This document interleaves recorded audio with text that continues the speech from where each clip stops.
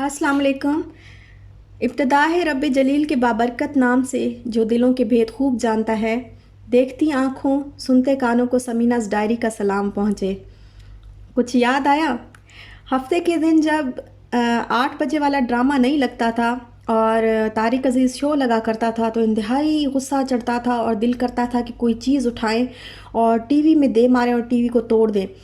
क्योंकि उस दिन जो है हम जब जब बचपन में जब छोटे होते थे ना तो बिल्कुल जो है हमें ड्रामे ज़्यादा अट्रैक्ट करते थे और बच्चों को तो ख़ास तौर पे जो बच्चे होते थे ना तो उनको फिर हफ्ते के दिन जब 8 बजते थे तो उनका बिल्कुल मुंह जो है वो लटक जाता था और बिल्कुल बोर फील करना शुरू कर देते थे। और तब ऐसा होता था कि इत्तेफाक से जो है वो अगर कहीं किसी हम गर्मियाँ होती थी ना हम जिस इलाके में जैसे रहा छोटे छोटे गांव में छोटे इलाकों में जो है वो बड़े बड़े सहन होते हैं और बड़े बड़े घर होते हैं। तो गर्मियों के दिनों में जो है वो बाहर चारपाइयाँ डाल लेते हैं तो बाहर ही सोते हैं। तो फिर ऐसा किया करते थे कि टीवी जो है तब इतना तो होता नहीं था, इतना मॉडर्न दौर तो होता नहीं था कि इतने बड़े बड़े टीवी हों और दीवारों में नस्ब हों। तो छोटे छोटे टीवी होते थे और टेबल्स पे पड़े होते थे।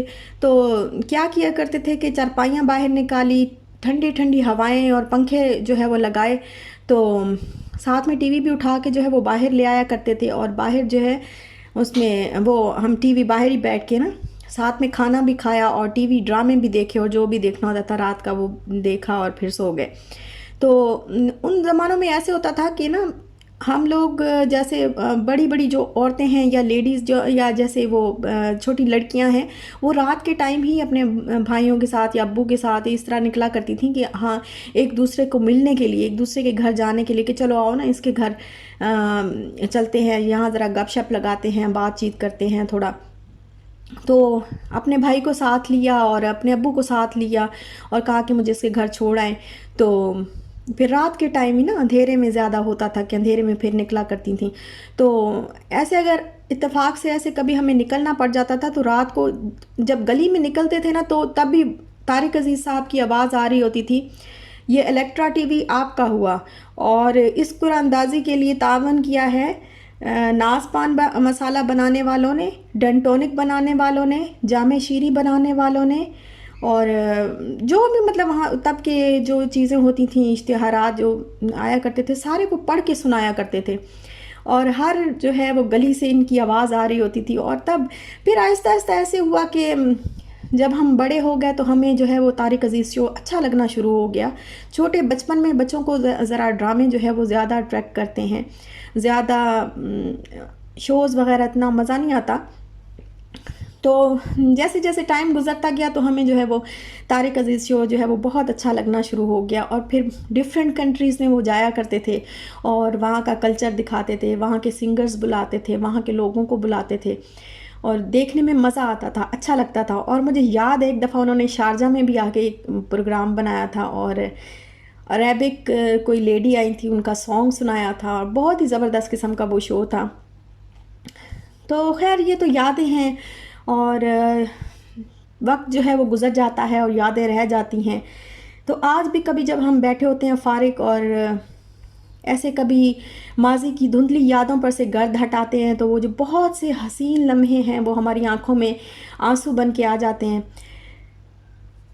खैर इस पे जो है वो ज़्यादा बात नहीं करते क्योंकि रोना आ जाता है और दिल जो है वो तकलीफ़ होती है याद करके।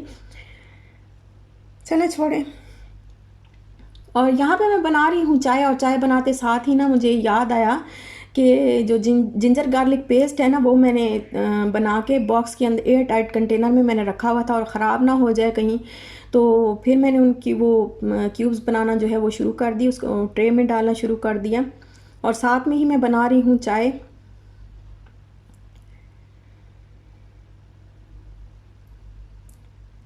आजकल मौसम जो है वो बहुत ही ज़्यादा गर्म हो गया है यूएई का और बहुत ज़्यादा गर्मी है, यकीन करें दिन में तो बिल्कुल निकला ही नहीं जाता, ज़रा सा निकलते हैं और इतनी ज़्यादा गर्मी पसीने से बिल्कुल शराबूर हो जाते हैं।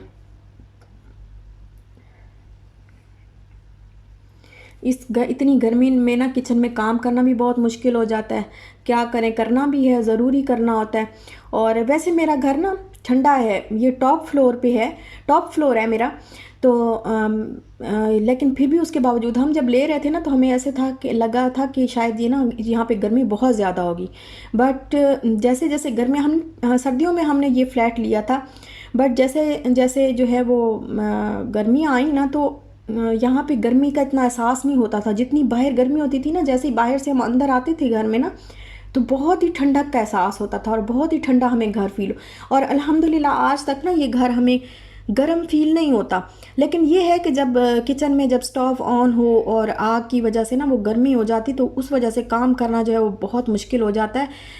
अदरवाइज़ रूम हमेशा ठंडा ही रहता है, बाहर कॉरिडोर वगैरह भी ठंडे ही रहते हैं, उसमें इतना मसला नहीं होता गर्मी का। कुछ कुछ फ्लैट्स जो है ना, पहले हम शेयरिंग में रहा करते थे, तो वो घर हमारा इंतहाई गर्म था, इंतहाई गर्म वो घर था। ना कमरे में आराम था और ना ही किचन में आराम था, बहुत ही गर्मी होती थी उस घर में। और वो 12th फ्लोर था, और वहाँ पे भी आप यहाँ पे ऐसे होता है ना कि जो फ्लोर ज़्यादा, जो बिल्डिंग ज़्यादा ऊंची होती है ना, तो जो टॉप वाला जो फ्लोर होता है वहाँ पे बहुत ज़्यादा गर्मी होती है, वो घर जो है वो रहने के काबिल नहीं होते। तो लेकिन वहाँ पे जो है वो, यहाँ पे अल्हम्दुलिल्लाह ये इस घर में ना बहुत हमें जो है वो सुकून है एक किस्म का। तो ये चाय जो है मेरी बन गई है सुबह की, और मैंने बस चाय ही पी थी।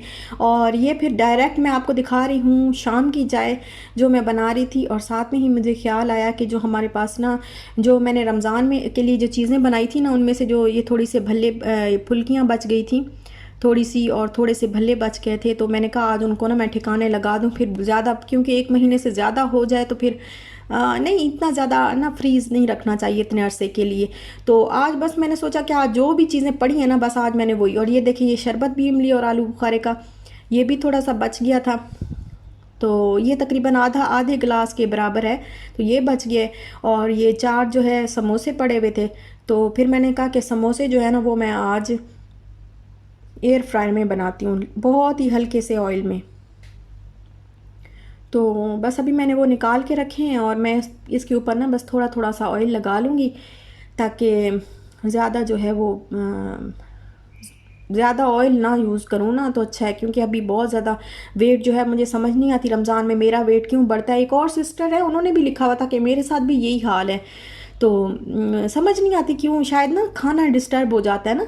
हम लोग खाना जो है वो सारे दिन में हम लोग नहीं खाते, फिर रात को खाते हैं तो शायद ज़्यादा खा लेते हैं। या फिर ये भी होता है ना कि हम अगर खाना, वेट आपका तब भी बढ़ता है जब आप खाना जो है वो टाइम पर नहीं खाते हैं, या खाना जो है वो स्किप कर देते हैं। तो स्किप करने से भी वेट जो है वो बहुत जल्दी आपका गेन होता है। इसीलिए कहते हैं ब्रेकफास्ट और लंच डिनर जो है वो ज़रूर करें और अपने टाइम पे करें।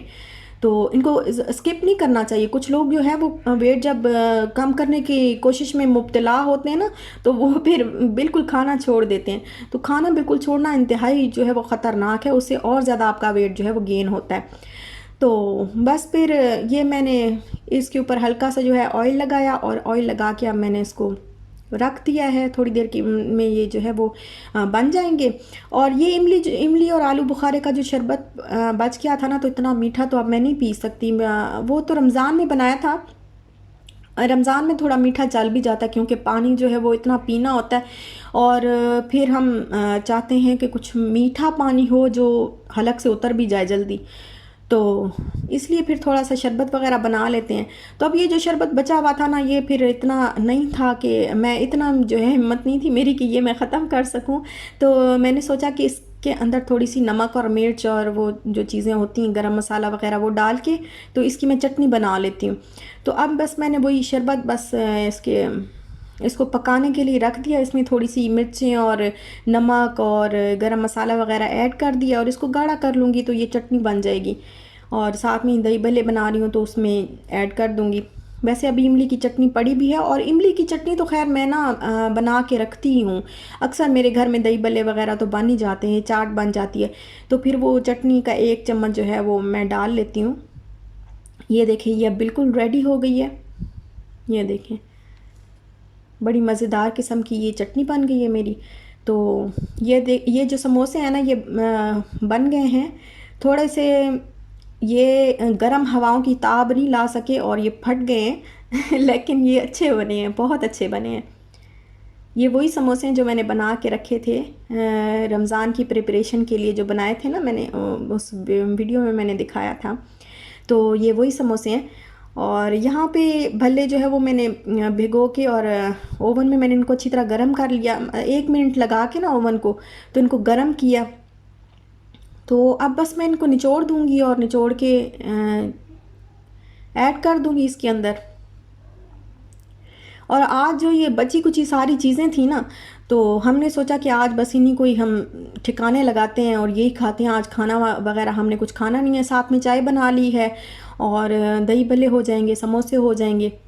और वो जो पापड़ी थी ना, वो भी बच गई थी थोड़ी सी, तो वो मैंने आपको उसमें बताया भी था कि मैं ना नमक पारे के तौर पे यूज़ कर लेती हूँ। वो मैं इस तरह बनाती हूँ कि ताकि नमक पारे के मतलब नमक पारे के तौर पे भी खाया जा सके उनको। तो ये देखिए, ये अभी तक इतने सॉफ्ट पड़े हुए हैं, बिल्कुल सॉफ्ट पड़े हुए हैं ना, ख़राब नहीं हुए।